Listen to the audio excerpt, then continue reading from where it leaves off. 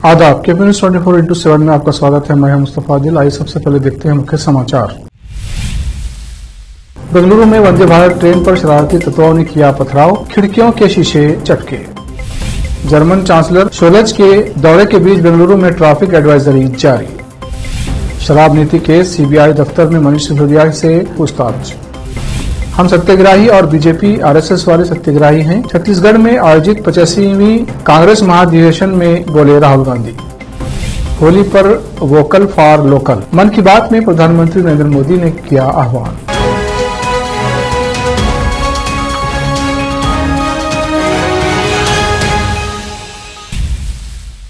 अब समाचार विस्तार से। ग्रामीण शिक्षा एवं स्वास्थ्य संस्थान मैसूरू ने एमपीएस स्कूल बसवा कल्याण में स्कूल विकास निगरानी समिति के अध्यक्ष और उपाध्यक्ष के लिए एक दिवसीय प्रशिक्षण कार्यशाला का आयोजन किया, जहां उन्हें शिक्षा का अधिकार अधिनियम और स्कूल विकास और निगरानी समिति की जिम्मेदारियों और कर्तव्यों पर प्रशिक्षण दिया गया था। ये प्रशिक्षण डॉक्टर निरंजन आराध्या, वीपी शिक्षाविद, बेंगलुरु द्वारा दिया गया। एक दिवसीय प्रशिक्षण कार्यशाला में शिक्षा विभाग के श्री शलिवाना बिरादर, बीआरपी बसवा कल्याण, एमपीएस स्कूल बसवा कल्याण के हेडमास्टर श्री माणिक राव, आरएलएचपी मैसूरू के संपत कट्टी परियोजना समन्वयक श्री नागराज शिलवंत, जिला समन्वयक आरएलएचपी बसवा कल्याण श्रीमती स्नेहलता, प्रोफेशनल काउंसलर आरएनएसपी बसवा कल्याण और सभी आरएलएचपी स्टाफ सदस्यों ने भाग लिया। बसवा कल्याण से केपी न्यूज के संवाददाता नागार्जुन की रिपोर्ट।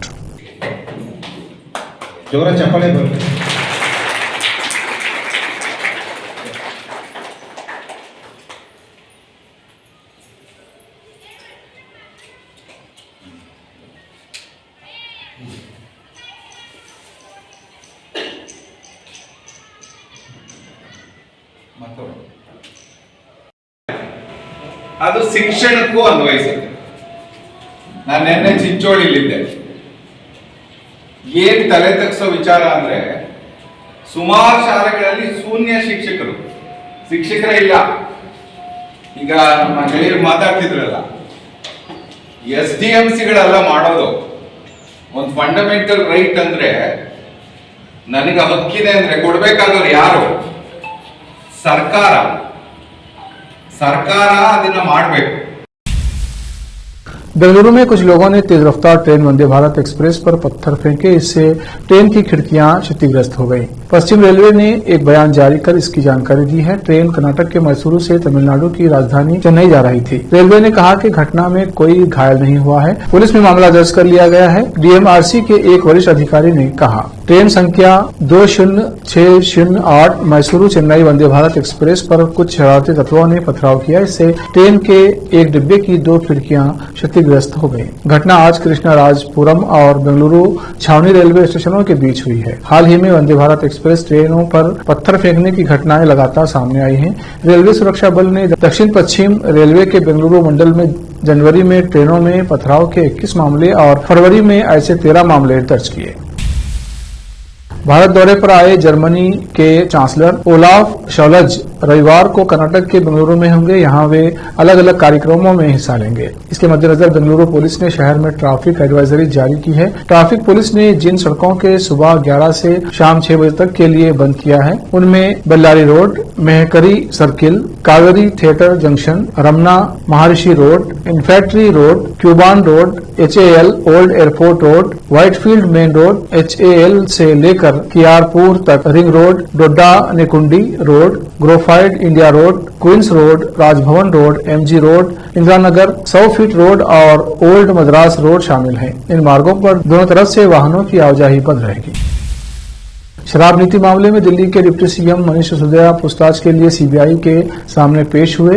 पूछताछ से पहले मनीष सिसोदिया ने राजघाट पहुंचने पर उन्होंने कहा कि मैं यहां बापू का आशीर्वाद लेने आया हूं। इसके बाद सिसोदिया ने आप कार्यकर्ताओं को संबोधित करते हुए कहा कि मेरे ऊपर लगे आरोप झूठे हैं और मैं जेल जाने से नहीं डरता। शनिवार को आम आदमी पार्टी नेता आतिशी ने कहा था कि मनीष सिसोदिया सीबीआई मुख्यालय जाएंगे और जांच में पूरा सहयोग करेंगे। साथ ही उन्होंने कहा कि बीजेपी आज तक 1 रुपये का भी भ्रष्टाचार साबित नहीं कर कर पाई है। इससे पहले शुक्रवार को केजरीवाल ने कहा था कि सीबीआई मनीष सिसोदिया को गिरफ्तार कर लेगी। सीबीआई की प्राथमिकी में आरोपी नंबर 1 सिसोदिया से इससे पहले पिछले साल 17 अक्टूबर को पूछताछ की गई थी। एक महीने बाद 25 नवंबर को सीबीआई ने मामले में आरोप पत्र दाखिल किया था। वक्त है एक ब्रेक का, ब्रेक के बाद जल्द लौटते हैं। लोकल और इंटरनेशनल न्यूज की सबसे बेहतर कवरेज जो आपको रखती है हर पल बाखबर। देश और दुनिया भर की खबर के लिए देखते रहें KP news 24/7। Noor education trust Bidar की ओर से चलाए जाने वाला Noor MEd and BEd college Bidar, recognized by NCTE Delhi and affiliated to Gulbarga University, Gulbarga. Admission are open for the academic year 2022-23. विशेषज्ञ और सक्षम शिक्षकों द्वारा शिक्षा प्राप्त करने के लिए नूर एमएड एंड बीएड कॉलेज में दाखिला लें और शांत वातावरण में शिक्षा प्राप्त करें। बीदर शहर में बेहतर शिक्षा का एकमात्र केंद्र Noor MEd and BEd college, Shahpur gate, Bidar. Phone numbers 9945283920, 8482221297। Break के बाद फिर एक बार आपका स्वागत है। आइए देखते हैं आगे के समाचार। कांग्रेस के 3 दिवसीय महाधिवेशन के आखिरी दिन पार्टी के पूर्व अध्यक्ष राहुल गांधी का संबोधन हो रहा है।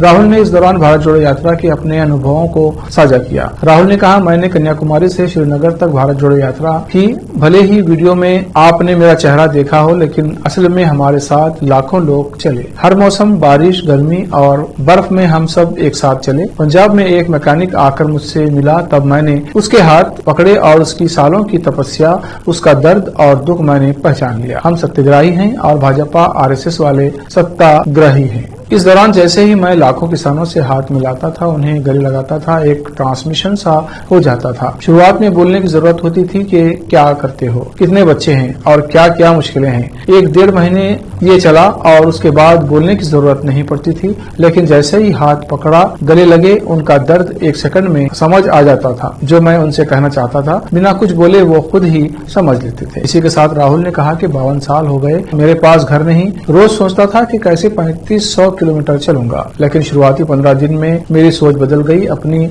यात्रा के दौरान मुझे देश देखने को मिला। मैंने इस यात्रा से बहुत कुछ सीखा है।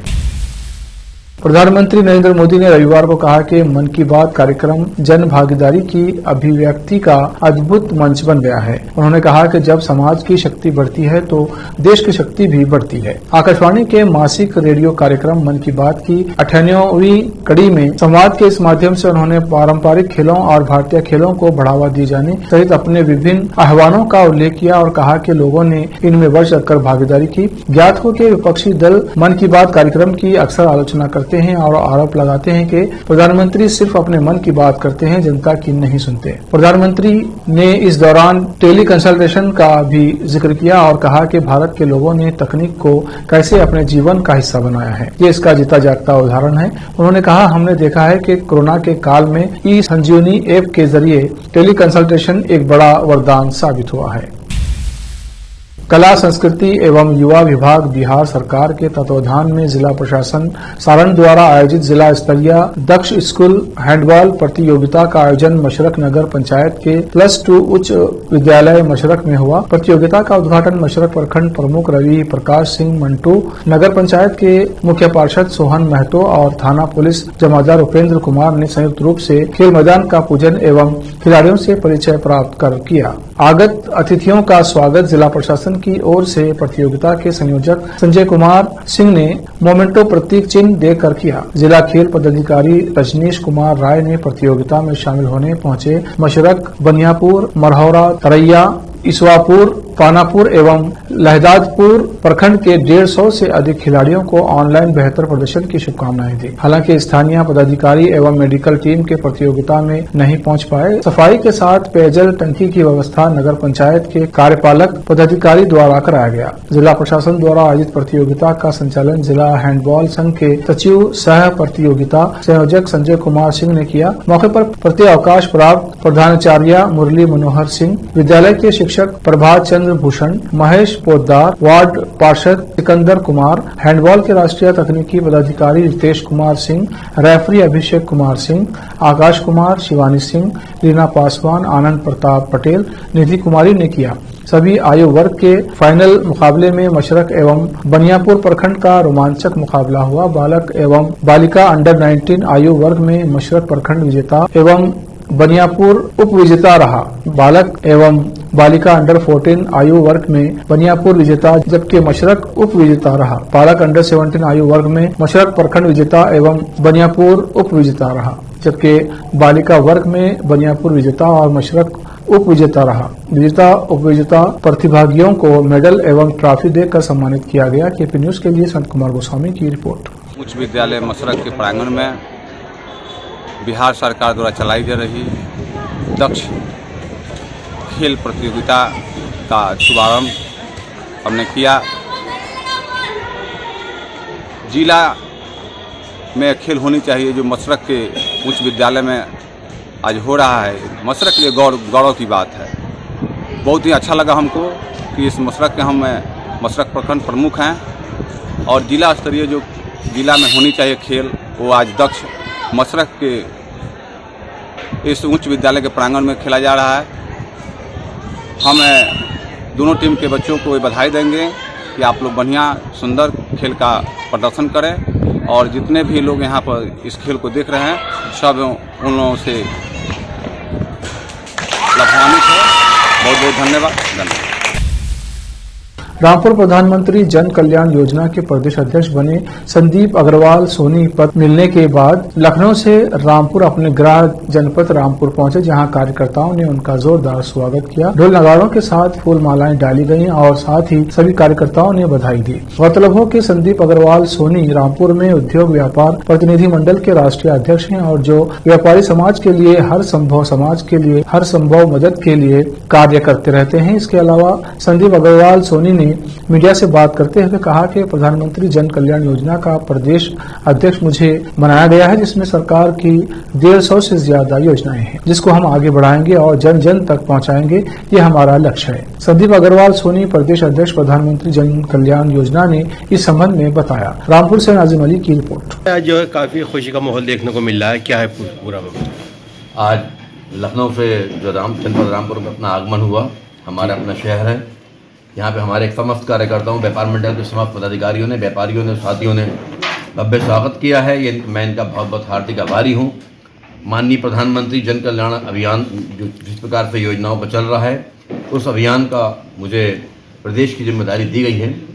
तो प्रदेश की कार्यकारी प्रदेश अध्यक्ष के रूप में मुझे सेवा का अवसर प्राप्त हुआ है और मेरी ये पूरी कोशिश रहेगी कि माननीय प्रधानमंत्री जी की जितनी भी योजनाएँ हैं, लगभग 150 ऐसी योजनाएँ हैं जो अभी तक धरातल पर लोगों को उसका संज्ञान नहीं और प्रशासन स्तर पर लोगों को उसका संज्ञान नहीं है, जबकि 150 लगभग योजनाएं माननीय प्रधानमंत्री जी की ऐसी चल रही है जिससे लोगों को लगातार लाभ मिल रहा है।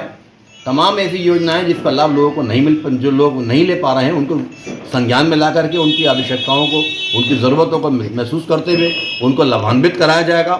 देश के यशस्वी प्रधानमंत्री माननीय नरेंद्र मोदी जी पूरे देश की जनता और व्यापारी समाज के लिए अनगिनत कुर्बानियाँ दे रहे हैं, लगातार उनके लिए संघर्ष कर रहे हैं, उनके लिए उपलब्धियाँ हासिल करा रहे हैं।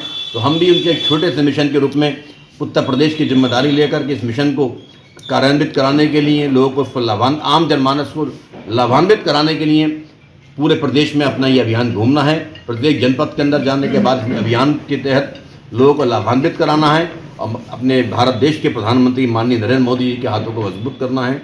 2024 की तैयारी है। माननीय नरेंद्र मोदी जी को पुनः भारी मतों के साथ, पुनः भारी बहुमत के साथ विजयी बनाना है और प्रधानमंत्री बनाना है। इस सोच और संकल्प के साथ ये मिशन अब माननीय प्रधानमंत्री जन कल्याणकारी योजनाओं मिशन का अभियान शुरू हो चुका है और इस अभियान में हम सब लोग एक दूसरे के साथ मिलकर पूरे देश में अलग जगह।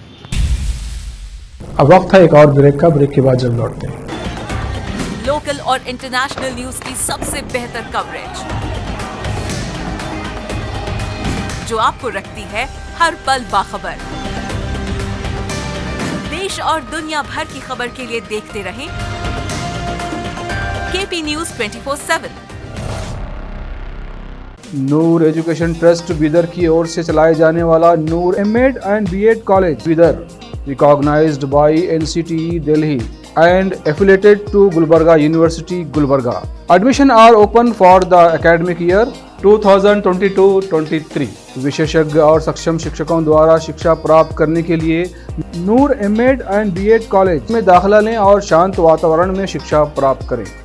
बीदर शहर में बेहतर शिक्षा का एकमात्र केंद्र Noor MEd and BEd college, Shahpur gate, Bidar. Phone numbers 9945283920, 8482221297। Break के बाद फिर एक बार आपका स्वागत है। आइए देखते हैं अन्य समाचार। रामपुर डीएम के आदेश पर पापू माल गांधी समाधि में इलेक्ट्रॉनिक लाइटों के सौंदर्यकरण को लेकर नगर पालिका अधिशासी अधिकारी सहित प्रशासनिक अधिकारियों ने निरीक्षण किया। जल्द ही सौंदर्यकरण कार्य शुरू होगा और अब रामपुर जिले की बहुत खूबसूरत इमारत जगमगाती नजर आएंगी। अधिशासी अधिकारी रामपुर ने इस संबंध में बताया। रामपुर से केपी न्यूज का संवाददाता नाजिम अली की रिपोर्ट। केंद्रीय गृह राज्य मंत्री निशीथ प्रामाणिक ने काफिले पर उस वक्त पत्थरबाजी की गई जब वे पश्चिम बंगाल के कुछ बिहार के दिनहाटा इलाके में दौरे पर थे। प्रामाणिक ने आरोप लगाया कि तृणमूल कांग्रेस समर्थकों ने ये हमला किया। इस पत्थरबाजी में केंद्रीय मंत्री की एसयूवी का शीशा टूट गया। बेकाबू भीड़ को कंट्रोल करने के लिए पुलिस को आंसू गैस के गोले दागने पड़े। निशीथ प्रामाणिक कुछ बिहार से सांसद हैं। उन्होंने कहा कि अगर एक मंत्री सुरक्षित नहीं है तो आप आम आदमी की दुर्दशा की कल्पना कर सकते हैं। ये घटना बंगाल में लोकतंत्र की हालत को दिखाती है। इस हमले के वक्त केंद्रीय गृह राज्य मंत्री निशीथ प्रामाणिक बीजेपी के स्थानीय ऑफिस जा रहे थे। गृह मामलों के एमओएस निशीथ प्रामाणिक के काफिले पर कुछ बिहार में कथित रूप से टीएमसी के लोगों के हमले पर उन्होंने कहा कि यहाँ लोकतंत्र ध्वस्त हो गया है। यहाँ नेता मंत्री सुरक्षित नहीं है। प्रशासन अनदेखी कर रही है जो पत्थरबाजी और बमबाजी कर रहे हैं। पुलिस उन्हें संरक्षित कर रही है। जबकि पश्चिम बंगाल विधानसभा में विपक्ष के नेता शुवेंदु अधिकारी ने कहा कि बंगाल की जनता की कोई सुरक्षा नहीं है। हमारे एमओएस पर जो हमला हुआ वो अचानक नहीं हुआ। ये हमला पुलिस की निगरानी में हुआ है। केंद्र सरकार को इस पर कार्रवाई करनी चाहिए। एसपी कुछ बिहार और डीजीपी के खिलाफ एक्शन होना चाहिए। आखिर फिर एक बार देखते हैं मुख्य समाचार। बेंगलुरु में वंदे भारत ट्रेन पर शरारती तत्वों ने किया पथराव, खिड़कियों के शीशे चटके। जर्मन चांसलर शोलेज के दौरे के बीच बेंगलुरु में ट्रैफिक एडवाइजरी जारी। शराब नीति केस, सीबीआई दफ्तर में मनीष सिसोदिया से पूछताछ। हम सत्याग्रही और बीजेपी आरएसएस वाले सत्याग्रही हैं। छत्तीसगढ़ में आयोजित 85वीं कांग्रेस महाधिवेशन में बोले राहुल गांधी। होली पर वोकल फॉर लोकल, मन की बात में प्रधानमंत्री नरेंद्र मोदी ने किया आह्वान।